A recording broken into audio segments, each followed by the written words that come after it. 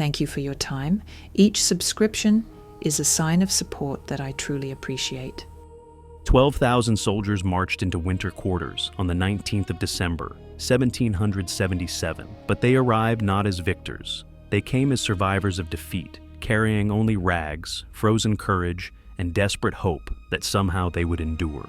General George Washington had just lost Philadelphia. The Patriot capital fell to British hands. His army retreated, defeated at Brandywine, scattered at Germantown.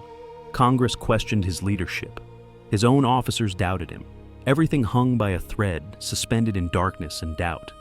Valley Forge lay 18 miles northwest of the occupied city, a defensible plateau rising above the Schuylkill River.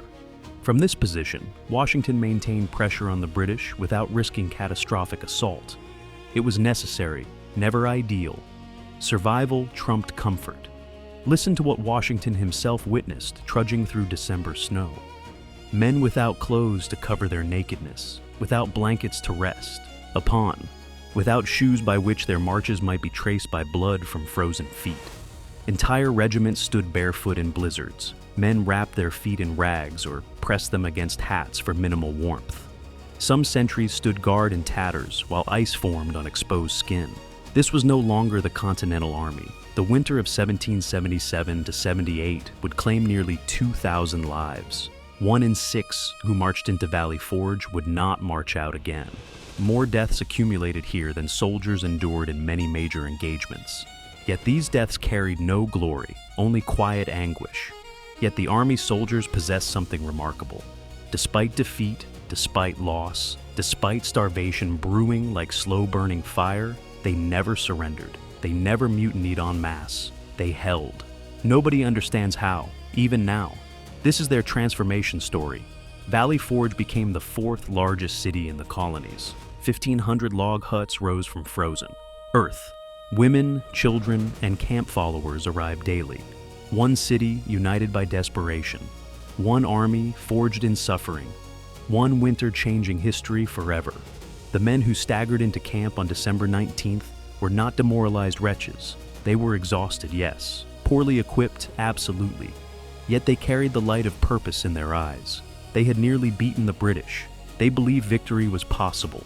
Within hours, Washington's officers organized work details. Men without shelter or food immediately began cutting timber and hauling logs. They built huts with their own hands, working as temperatures dropped each night. Survival demanded urgency. Rest could wait. The huts were crude structures, 12 by 14 feet, with dirt floors and single fireplaces. No windows, minimal ventilation, stacked with up to 12 men per building. Cold seeped through every gap. But they were better than freezing outside in snow. Meet one Pennsylvania private in the 3rd Regiment. He had already fought at Princeton and Brandywine, toughened by war's demands. On his first night at Valley Forge, he wrote in his diary about hunger gnawing at his stomach, with physical pain almost unbearable. The supply depot was empty. Congress had neglected to stock provisions before winter. Washington had requested food, blankets, clothing, and medicine. Congress promised delivery, nothing arrived. Week after week, the depot remained bare as snow deepened around them relentlessly. Soldiers received half rations. A half ration meant 4 ounces of meat, if available, and 9 ounces of bread daily. Some days, bread arrived moldy. Other days, trucks came carrying spoiled provisions that had frozen and thawed repeatedly during transport northward. Hope died with each delivery. In desperation, men boiled rocks in water, hoping minerals would add flavor or nutrition. They mixed flour and water into crude cakes called fire cakes, cooking them on griddles over meager fires. These meals provided barely 200 calories daily for survival. Hunger remained relentless. Washington's letters to Congress became increasingly desperate. In late December, he wrote to Henry Laurens about his fears that his army might dissolve without immediate relief. He begged not for himself, but for thousands of men depending upon his leadership for survival. On Christmas night, 1777, most men received nothing. One was found dead in his hut on Christmas morning. His body showed signs of malnutrition and exposure. No heroic battlefield death, just slow, cold surrender to winter's cruelty. The men responded with bitter laments echoing through huts. No meat, they cried, no coats, no bread, no soldier. It was plea and warning combined. Without provisions, Washington knew his army would collapse from within, betrayed by the nation it fought defending. Disease moved through camp like invisible death. Men developed dysentery from contaminated food and water. Typhus spread through crowded, filthy huts. Pneumonia and influenza claimed those lacking blankets or warm shelter. Medical knowledge was primitive. Treatments proved useless against winter's ravages. About 3,000 men became unfit for duty due to lack of proper clothing. Frostbite blackened their toes and fingers. Some required amputation. Others were simply too weak to stand guard or march. The army was losing fighters to itself, to cold, to starvation, to despair. Washington faced an enemy more dangerous than the British occupying Philadelphia. Within Congress, powerful men questioned his leadership. Some demanded his removal. A general named Horatio Gates, celebrated for victory at Saratoga, was whispered as replacement. Betrayal came from within. The Conway Cabal, as historians would later name it, was less a formal conspiracy than a network of doubt. Samuel Adams, Benjamin Rush, and others believed Washington too cautious, too slow attacking. They preferred Gates's aggressive tactics. They wanted Washington removed entirely. A letter emerged in which Brigadier General Thomas Conway criticized Washington's weakness as a military commander. Congress received it. Washington learned of it. The general faced the darkest moment of his war, not from British muskets, but from his own government's abandonment. Washington could have given up. He could have resigned, retreated to Mount Vernon, left Congress to find their general. He was a proud man with every reason to quit. Instead, he resolved, "I will remain committed to this army and to our sacred cause." His generals rallied behind him. Knox, Greene, Lafayette, and others sent letters affirming their confidence. Washington's steadfast character, his refusal to abandon men, convinced them he deserved their loyalty absolutely. The cabal collapsed. Gates apologized. Conway resigned in disgrace and shame. But the political wounds remained fresh. Washington knew that every decision, every hardship his army endured, was scrutinized by politicians hundreds of miles away. He could not afford failure. The weight of the nation rested on his shoulders in winter camp. Meanwhile, men watched their general move through camp in his blue coat, unchanged, unmoved by criticism or chaos surrounding him. Washington ate what his men ate. He suffered the cold with them. He shared their burden rather than distant authority. That dignity saved the army. Some men tried to desert. An average of 236 abandoned camp per month during January through May. They walked toward Philadelphia, where the British occupied warm cities with food and shelter. They surrendered willingly. Anything seemed better than starvation and snow. Washington hanged deserters. He had to. Military discipline required it. But even execution could not stop the hemorrhage. His men were choosing British captivity over American freedom. The army was literally starving, and nobody in Congress seemed to notice or care deeply. One officer wrote anonymously in his diary, "We are dying not from British bullets, but from congressional indifference. Our government has abandoned us. If I had known this winter, I would never have left my family." Despair deepened. Hope flickered like dying candles in darkness. On February 19th, 1778, a Prussian officer arrived at Valley Forge. His name was Friedrich Wilhelm von Steuben. He had served in armies of Europe's greatest military power. He spoke little English. He had no official rank. Yet, he changed everything. Steuben immediately grasped what Washington needed. Not more soldiers or more supplies, but discipline, organization, and professional training. The Continental Army was a collection of regional militia units, each using different drills, different tactics, different standards. It was chaos organized into regiments. Steuben began with 120 men, the commander-in-chief's guard, plus soldiers from each brigade. He called them the Model Company. Every morning, in snow and cold, this company drilled. Steuben taught them to move as one organism, to fire, to reload, together. Steuben was a showman. Tall, barrel-chested, he moved with absolute confidence across the frozen parade ground.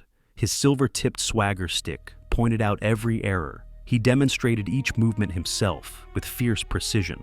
Officers watched, then taught their regiments what they had learned from him. He wrote the drills at night, working only days ahead of instruction. Steuben simplified European tactics to suit ragged American men who had never drilled before. He explained the why behind each movement. He treated them with respect. He was sergeant first, general second. By early April, barely a month after beginning, entire regiments drilled as cohesive units. Men marched with uniform steps. They fired in coordinated volleys. They maneuvered as organized companies rather than armed mobs. Steuben's transformation was almost miraculous in its speed and effectiveness. The men responded to Steuben's presence. Even starving, even cold, they found something in his confidence that lifted their spirits. He believed in them. He treated them not as expendable peasants, but as soldiers capable of defeating the British Army. They believed him absolutely. Steuben wrote what became known as the Blue Book, Regulations for the Order and Discipline of Troops of the United States. This manual became the foundation of American military training. It shaped doctrine for generations. It molded every American warrior who followed in their footsteps. But Steuben's contribution went beyond drill books and parade ground tactics. He introduced sanitation standards, forcing men to clean latrines and organize camp properly. He emphasized that officers must care for soldiers' welfare. A general staff should serve the army, not dominate it with indifference. One man, after weeks of Steuben's training, wrote to his family, "We are becoming real soldiers, organized, disciplined, capable of facing any army on earth." The despair that had nearly broken the Continental Army began to lift. Hope returned in the form of competence and capability. Steuben trained sub-inspectors, who then trained companies, who then trained regiments. The knowledge cascaded through the army. By spring, 10,000 men had learned uniform tactics. They understood how to support each other in battle. They trusted their leadership. They trusted themselves. Washington observed this transformation and recognized its magnitude. He wrote to Congress that the Army had evolved from a militia into a professional fighting force. The British would face trained soldiers now, not desperate patriots. Steuben had given Washington's army its soul and strength. Martha Washington arrived at Valley Forge in February 1778. At 46 years old, she brought something the men had not seen. In months, hope embodied in a woman who loved their general and cared about their suffering. Her presence transformed everything profoundly. Martha organized social gatherings in Washington's headquarters. Officers and enlisted men attended concerts of fife and drums. She hosted dinners where officers could forget, temporarily, the hunger waiting outside. She knitted socks and mended uniforms with her own hands. She sat with dying soldiers and prayed. Other officers' wives arrived. Katie Green, wife of Quartermaster General Nathaniel Green, Lucy Knox, wife of Henry Knox. These women cared for sick men, cooked what little food existed, and provided human contact that starving soldiers desperately needed. They made camp almost livable again. Men noticed the change immediately. One wrote, "General Washington's wife was here today. She spoke to me about my family in Massachusetts. She remembered my name. I matter to her. We all matter to her." Small moments sustained hope when everything else collapsed. Washington's most desperate weapon during winter was foraging. He dispatched experienced officers, Nathaniel Greene, Anthony Wayne, Henry Lee, with detachments of 1,300 to 2,000 men to gather supplies from Pennsylvania and New Jersey countryside. Each mission risked everything valuable and precious. These foraging parties had to move fast, find food and horses, avoid British attacks, and return safely. They often seized supplies from reluctant farmers who had not been paid and would never be paid in real currency. Congress provided only worthless notes instead of silver coins. The irony was bitter. Abundant food existed in Pennsylvania counties surrounding Valley Forge. Farmers had grain, livestock, and supplies, but transportation was impossible. Wagons did not exist. Roads were impassable. Bad logistics killed more men than any inadequate supply ever could have. In early January, a foraging party under General Sterling's command returned with sheep. Men received unexpected mutton. It was a moment of joy and months of deprivation. They wept. They had nearly forgotten what real food tasted like. Memories of home flooded back. African American soldiers at Valley Forge About 700 to 720 of them suffered along with everyone else. Some were free men from the north. Others, like Rhode Island soldiers, had been enslaved and promised freedom in exchange for service in the army. Remarkably, men of color did not desert at high rates like white soldiers did.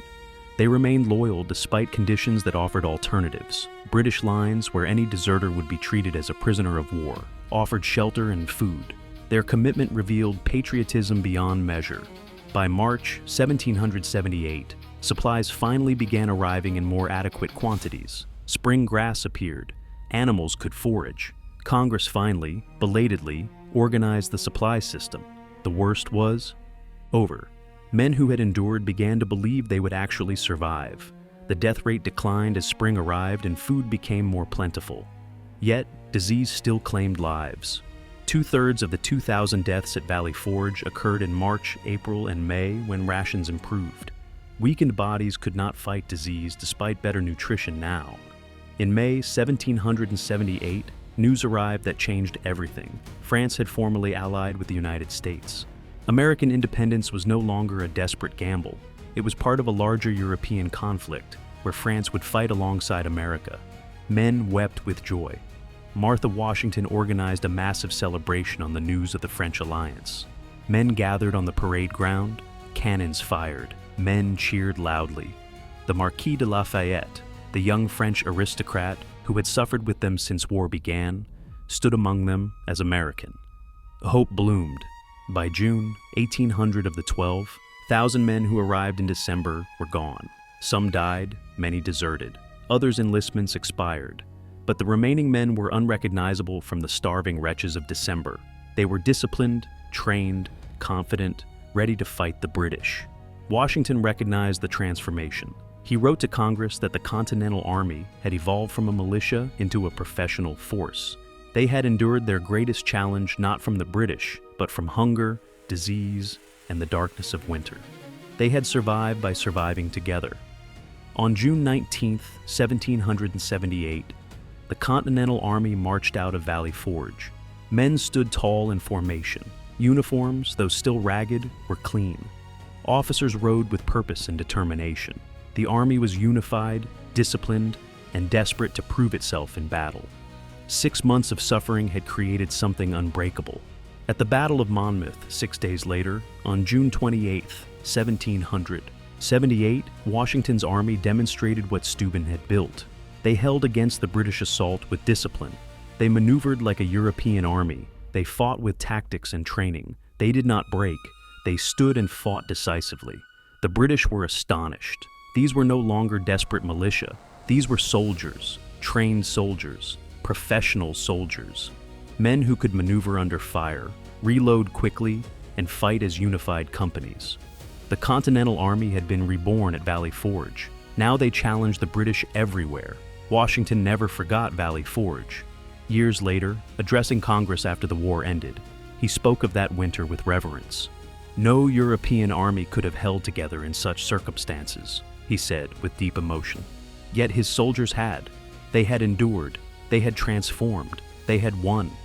Valley Forge was not a victory in the traditional sense. No enemy was defeated. No territory was captured. Yet it was the most decisive victory of the American Revolution. The army survived starvation, disease, despair, and the betrayal of politicians. That survival became independence. 2,000 men left their bodies in the snow at Valley Forge. They died cold, hungry, and diseased. But they died knowing their sacrifice created something that would endure forever. Their suffering forged an army capable of defeating the British Empire. Their legacy is your nation. Remember them. Remember the men with frozen feet and empty bellies who chose not to surrender, not to desert, not to abandon their cause. Remember Martha Washington knitting socks and Steuben drilling troops in snow. Remember that freedom always comes through sacrifice, always through winter, always through fire.